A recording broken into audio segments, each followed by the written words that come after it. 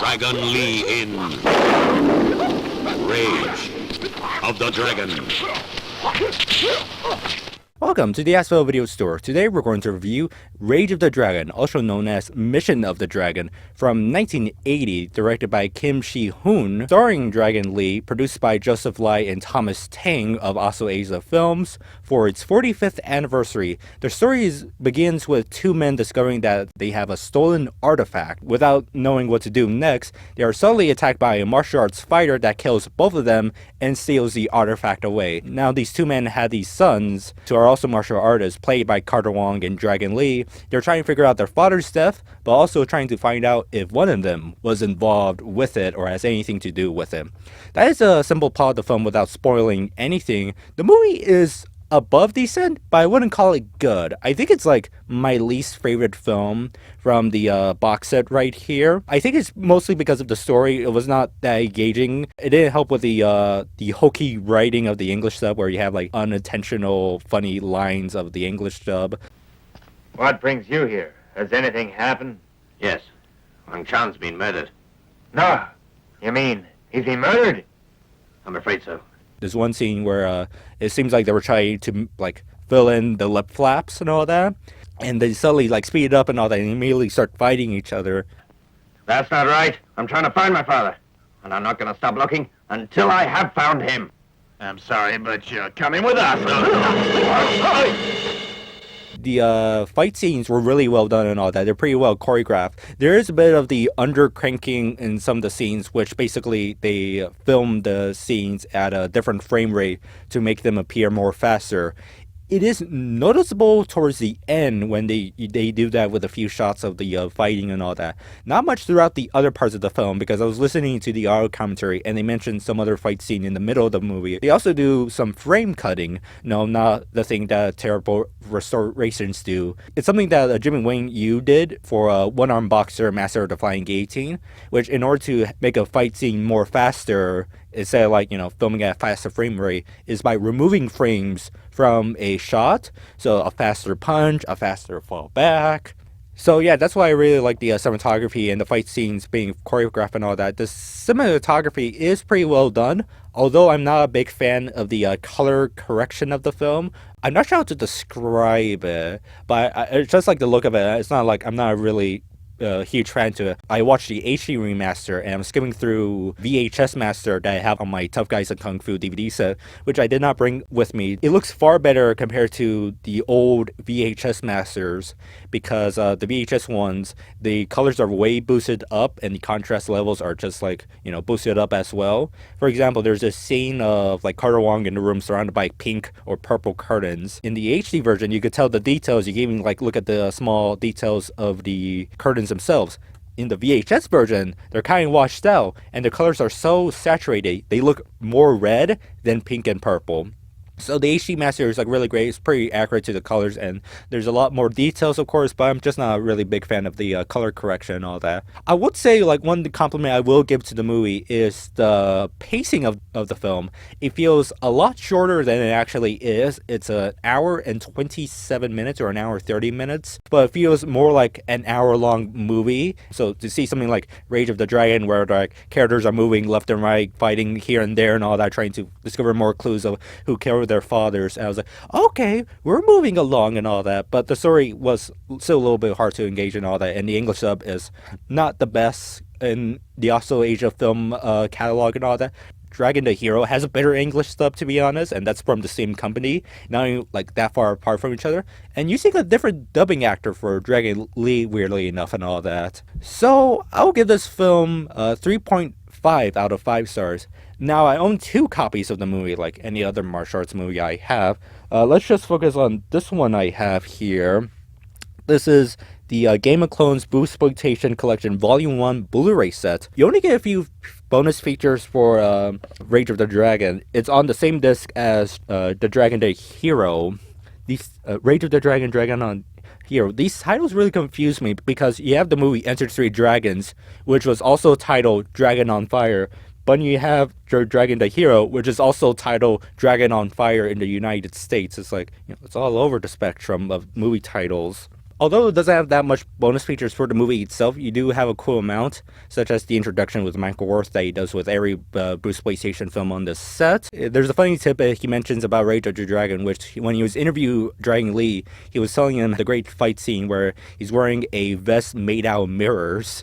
And Dragon Lee just laughed and responded, "That was a fun movie," which is great to hear Dragon Lee having some fun with the movies, because some of these Bruceploitation actors, when you look at the documentary, which is included on the set, Enter the Clones of Bruce, they talk about how difficult it was filming these movies because they were always making movie after movie every day, and because they didn't really have much breaks because they were the main characters. Actually, for example, Bruce Lee, he doesn't remember the amount of movies he has done. They kept just moving him set to film other movies, but also secretly filming him and putting him into other movies and all that without his knowledge, until he eventually finds out when the films get released, which is kind of an unfortunate thing. But Michael Worth actually explains in the pretty good audio commentary of the film of Rage of the Dragon, with Chris Pajali, co-author of These Fists Break Bricks, which is a really great book, by the way, that basically some of the stories with the Bruceploitation movies, or the stories for the Bruceploitation movies, are a little incoherent or hard to understand or kind of simple, was because, they were secretly filming the actors to put them in other movies and all that. Even, some of the actors talked about how, they were given script lines on the day of filming.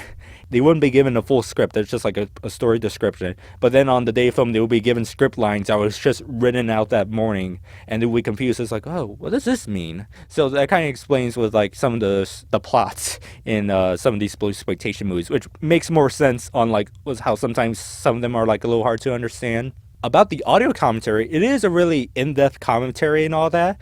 Mike Worth gives a great amount of time, talking about the movie, talking about his experiences watching the movie. He talks about how, with these martial arts movies coming out in the 80s and 70s, are basically sporting events where you have the same group of people showing up to every film screening of these films and all that. I wonder if he still has this footage, because he mentioned in the commentary that he used to bring his 8mm camera to record in the theater some of these fight scenes and all that, so you could add a copy of the footage to look at home, which is quite surprising to hear. Those cameras ain't quiet and all that. And relating to that, there's also another bonus feature on this called Kung Fu Theaters, where he basically has a roundtable discussion with some other people that I'm not too familiar with, but they're discussing about their experiences of watching these movies. So it's kind of interesting to get to a perspective of how these movies were viewed back in the day and all that, because that's something I kind of forget about myself and all that. It's oh yeah, these movies were meant for the big screen and all that. That's another thing that Mike Worth has talked in some interviews outside of this box set, where he's talking about this box set, where some of these movies were thought was lowbrow, not really great and all that, because most of them were viewed, or the majority of people saw them through 4:3 crop versions of the films. So it's great to see some of these films in HD and all that, and also in their original aspect ratio. So we have more of a critical analysis towards them. Speaking back to the audio commentary and relating to distribution and all that, Chris Pajali's on the commentary as well. He only shows up for the last 30 minutes of the commentary, which is kind of weird, but he talks about the distribution of these martial arts films and all that. He goes into depth about that. He also answers the long question, why Dragon Lee's The Dragon the Hero was released in the US as Dragon on Fire, even though Enters Three Dragons was also titled Dragon on Fire. He explains that the US distributor just liked the title Dragon on Fire and just switched them around.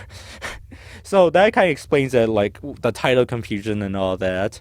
So yeah, the commentary is really great and all that. The only issues I have with the box set here is I wish there was more opportunities for other bonus features, such as alternate opening credits and all that. Although I did hear there were licensing issues getting alternate audio tracks. So sometimes some of these movies do have Mandarin tracks or Cantonese tracks, such as Dragon the Hero, but they weren't able to get the hold of the license of them. The other copy I have of this movie is the Tough Guys of Kung Fu DVD set, which I said before I did not bring with me. It's a 4:3 VHS master, as I said before. I'm thinking of selling that set, but then again, I have to see the other movies on that set, and also I kind of keeping the Dragon the Hero DVD copy on it. Another thing I would like to mention is the director. Let's give him a shout out, Kim Shi-hyeon.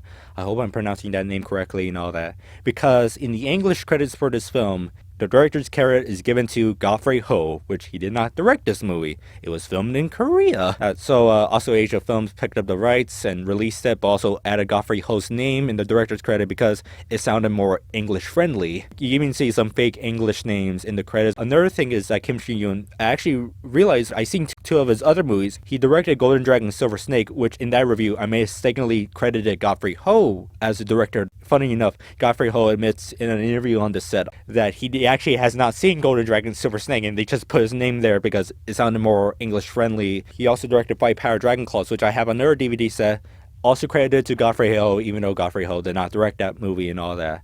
Here's a weird connection though. He directed this notable Korean film, well, notable to some extent, The Uninvited Guest of the Star Ferry, which was edited into Ninja Terminator. Ninja Terminator, a spectacular story of betrayal and loss, the supreme power of ninja technique. Which, when I found out about that, I was like, whoa, it's all connected. Thankfully, I think within the last 2 years, we could now see the original version and The Uninvited Guest of the Star Ferry. Overall, it's a pretty good film. I suggest picking up this Blu-ray set to see Rage of the Dragon. I haven't looked into other DVDs you could find and all that, but to be honest, this is the only way to see the HD master. Though I think you probably watch it on Tubi. But yeah, if you're interested in seeing the film and all that, maybe find it on Tubi or right away get the Bruce Exploitation box set. And then you can see the other 10 movies and all that. That's all the review. Have a nice day, and later on come back to our video store.